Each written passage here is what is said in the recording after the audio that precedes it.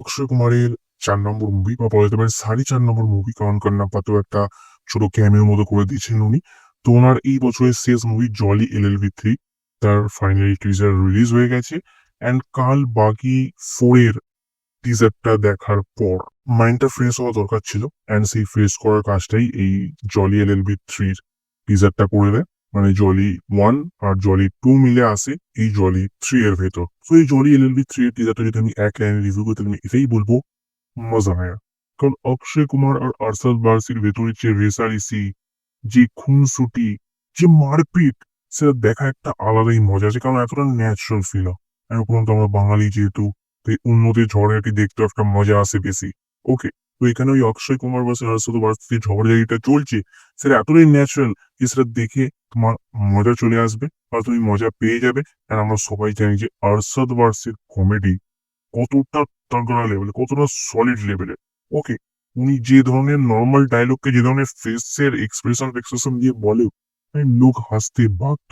আর তারপর যদি অক্ষয় কুমারের কথা বলি, ভাই বলিউডের ভেতর অক্ষয় কুমারের থেকে ভালো কমেডি আর কেউ করতে পারে না। ইভেন অক্ষয় কুমার রিয়েল লাইফে, ভাই ওটা অক্ষয় কুমার কি বলবো, ন্যাচারাল একটা ট্যালেন্ট। ওই যে ট্রেলার লঞ্চ ইভেন্ট ফিভেন্ট হয়, সেখানে এমন এমন ধরনের অ্যান্সার দেয় সে ভাই লোক হাসতে বাধ্য। যে কারণে অক্ষয় কুমারের কমেডি নিয়ে কোনো কথা হবে না। তার পাশাপাশি সৌরভ শুক্লাকে জাজ হিসেবে একেবারে পারফেক্ট মানায়। উনি যখন বিরক্ত হয়েছেন বা যখন রেগে যান, যে ধরনের ফেস এক্সপ্রেশন দেন, ভাই কোনো ডায়লগের দরকার নেই, লোক ওটা দেখেই হেসে ফেলবে। ওকে, আর তার পাশাপাশি ডিজার্ভে তো আরো একটা জিনিস নোটিস করার মতো ছিল, সে হচ্ছে একটা ছাগল। ইয়েস, আমি ওটাকে পোস্টারে লক্ষ্য করেছিলাম, টিজারেও ছাগলটাকে দেখিয়েছে। কি ইম্পর্টেন্স থাকতে পারে গল্পের ভেতর একটা ছাগলের? আই হোপ মুভিটা যেন নতুন না বারবার। আর এই টিজারটাকে একটা ইন্ট্রোডাকশন টিজারই বলা যেতে পারে, কারণ মুভি থেকে কোনো প্লট বা গল্প এই টিজারটা রিভিল করে না। জাস্ট অক্ষয় কুমার অ্যান্ড আরশাদ ওয়ারসির একটা ইন্ট্রোডাকশন দেয় এই টিজারটা। এখানে নোটিস করার মতো জিনিস হচ্ছে এটাই, যে অক্ষয় কুমার বড় সুপারস্টার বলে যে ওনাকেই এই টিজার জুড়ে দেখিয়ে গেছে, ওনাকে বেশি টাইম দিয়ে তেমন কিছু নয়। ফার্স্ট এন্ট্রি আরশাদ ওয়ারসির, তারপর এন্ট্রি অক্ষয় কুমারের, যেহেতু আরশাদ ওয়ারসি জরি নাম্বার 1, ওনার ফার্স্ট এন্ট্রি হয়, তারপর অক্ষয় কুমার আসে। অক্ষয় কুমারের গুণ পুরি দেওয়ার কারণটা কি ছিল, তুমি যদি এতে অফকোর্স কমেন্টে জানাতে পারো। আর এগুলোর পাশাপাশি আমি আরেকটা জিনিস বুঝতে পারছি না, যে অক্ষয় কুমার আর আরশাদ ওয়ারসির যখন সমান ইম্পর্টেন্স আছে এই মুভির ভেতর, যেহেতু দুজনেই এই মুভির হিরো, তাহলে শেষে গিয়ে জিতবে কি? এটা তো আমার মাথাতে একবারেই আসছে না। কারণ অক্ষয় কুমার আর আরশাদ ওয়ারসি এনারা দুজন দুজনের এগেনস্টে লড়াই করছে, তো শেষে গিয়ে জিতবে কে?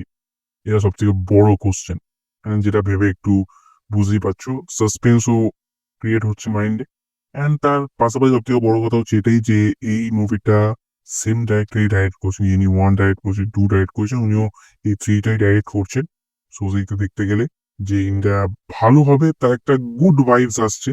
অ্যান্ড সে কথা বলতে গেলে জলি LLB 3 এর টিজারটা দেখে আমি মজা পেয়েছি। ইয়েস, তুমি যদি অলরেডি দেখে থাকো টিজারটা, তোমার কেমন লাগবে তুমি অফকোর্স কমেন্টে জানাতে পারো। আগে আমি কালকে টাইগার শ্রফের বাগি 4 এর টিজারটা রিলিজ হয়েছিল, তো সেটা নিয়েও কথা বলেছি। তো তুমি যাও গিয়ে সেই রিভিউটাকে চেক আউট করতে পারো, তোমার সাথে আবার ঠিক সেই রিভিউতে। বাই।